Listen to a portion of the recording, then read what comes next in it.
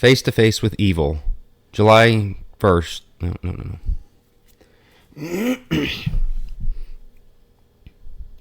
Face to Face with Evil, July 1st, 2024.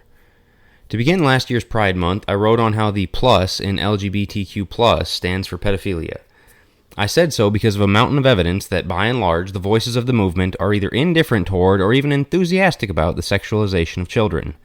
In response, some Christians insisted I was being provocative and offensive in ways that would drive members of the community away from the truth.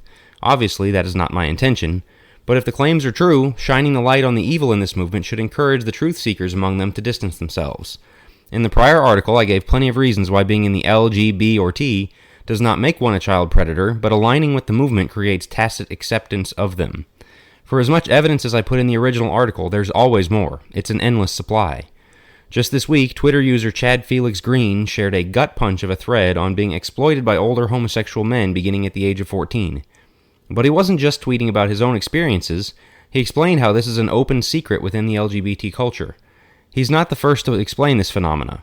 Back in 2016, homosexual political agitator Milo Yiannopoulos gained notoriety with regular shocking quips and controversial actions. However, he somehow avoided cancellation and began to carve out an influential career for himself, including a $250,000 advance book deal with Simon & Schuster.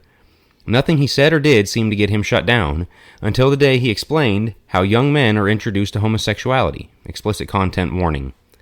In the homosexual world particularly, some of those relationships between younger boys and older men, the sort of coming-of-age relationships, the relationships in which those older men help those young boys to discover who they are and give them security and safety and provide them with love and a reliable sort of rock, he said. After peeling back the curtain on that open secret, his book deal was revoked and his speaking gigs vanished. Of all the vulgar things Yiannopoulos said, exposing the underbelly of the gay community was the one thing that wasn't allowed.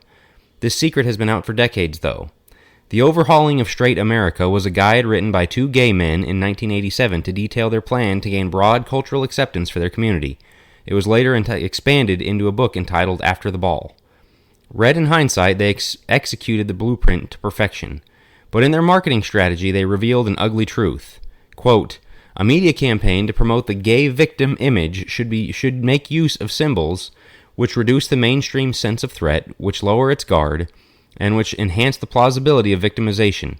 In practical terms, this means that jaunty, mustachioed muscle men would keep very low profile in gay commercials and other public presentations, while sympathetic figures of nice young people, old people, and attractive women would be featured. It almost goes without saying that groups on the farthest margin of acceptability, such as NAMBLA, North American Man-Boy Love Association, must play no part at all in such a campaign. Suspected child molesters will never look like victims. End quote. Notice they did not disavow the pedophiles among their ranks. They said that such members should be hidden from public view because they would be bad for the PR campaign. This is not some fringe document. Again, it was the central blueprint followed by the higher-ups of the entire community and set the table for everything they've accomplished in the last 30 years. They've had every opportunity to distance themselves from the sexualization of children, and they refuse to do it. It might offend somebody to say that, but I don't see how it can be denied. We can't hide from ugly, painful truths just because some people don't want them to be said. But all of this exposes a problem the church has to reckon with: the reality of evil. Our willingness to be honest about the evil staring us in the face reveals how much we see the world through God's lens and how much we see it through culture's. Some Christians insist that evil is too strong a word and that the predatory drag queen is no different than you and me. Other Christians might agree internally that it is evil, but believe it is counterproductive to apply such a label. Still others see it as the evil it is and are willing to say so. This is the only path that holds to the truth and loves people enough to actually state the truth. Too many Christians are highly uncomfortable with the idea that there is true evil in the world. We're all broken sinners, and good guys and bad guys are only shades apart. For a lot of Christians, the imprecatory psalms turn their stomachs. David saying, I hate those who hate you, and asking God to slay the wicked in Psalm 139:19-22, gets pretty uncomfortable because we can't imagine asking God to destroy or even stop any evildoers. Why? Well, everybody sins, and thus we're all in the same boat. The half-truth of sin is sin has been cultivated for precisely this purpose. All sin separates one from God, but not all sin is equal. There is a reason Romans 1 placed LGBT sins at the end of a long spiral away from God. And even within the LGBT community, not all sin is equal. The child predator is not the same as the person who fails to call out the child predator, who is not the same as the person who distances themselves from those types and minds their own business, who is not the same as a confused youth. Dealing with sin and the sinner varies greatly.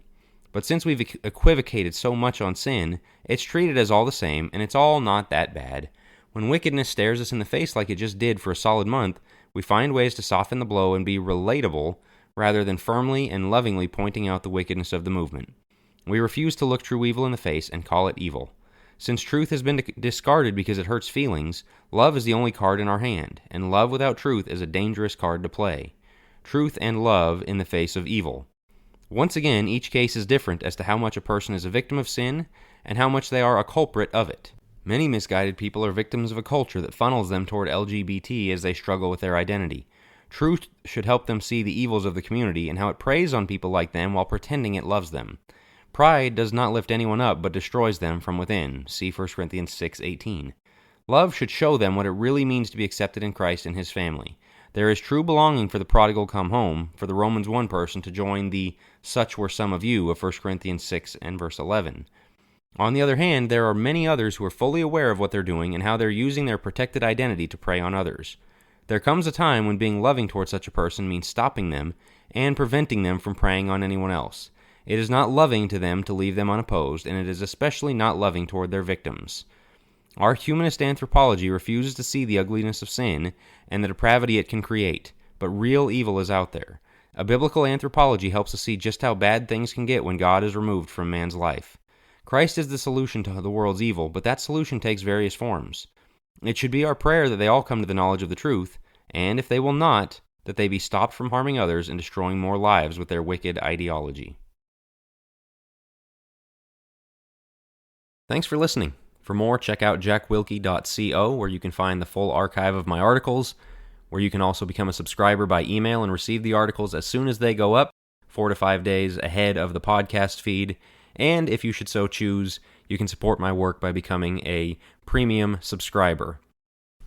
If you enjoyed this article, one of the best ways to support my work is by sharing it with others, whether via the podcast feed or by sharing the link via email or social media from the site jackwilkie.co. Thanks again.